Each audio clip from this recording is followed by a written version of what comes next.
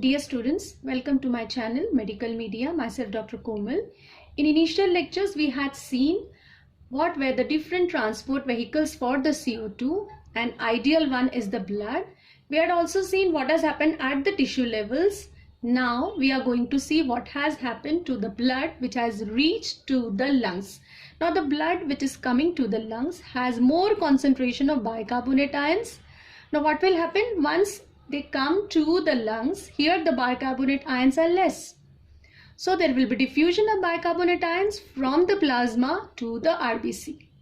Now here, as soon as the bicarbonate ions comes in, the chloride ion shifts to the out. And the terminology used here is reverse chloride shift. So all the reactions which we had seen initially now has becoming reversed one. So once bicarbonate comes inside the RBC, it will combine with H ion and form the carbonic acid. See, everything is reversing here. Then the bicarbonic acid will further split into water and CO2. So again CO2 is available here. Also CO2 from the hemoglobin will be released. And CO2 in the plasma. Now how much partial pressure? 45 millimeter of mercury. And in the alveoli it is 40 millimeter of mercury. So what will happen? All the CO2 which has come here towards the lung will diffuse from the plasma to the lung, and hence the CO2 will go out of the body. Now in this mechanism, the effect which is causing or coming into play is a Haldane effect. What does it say?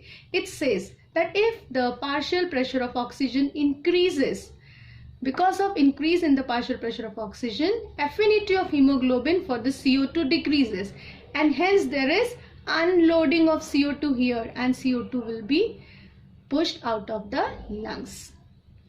So two important terminologies we have learned.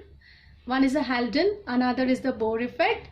Now the Haldane effect is the one where there is increase in oxygen concentration. It decreases the affinity of hemoglobin for the CO2, and hence CO2 will be unloaded, and this happens at the level of lungs. While what is the Bohr's effect?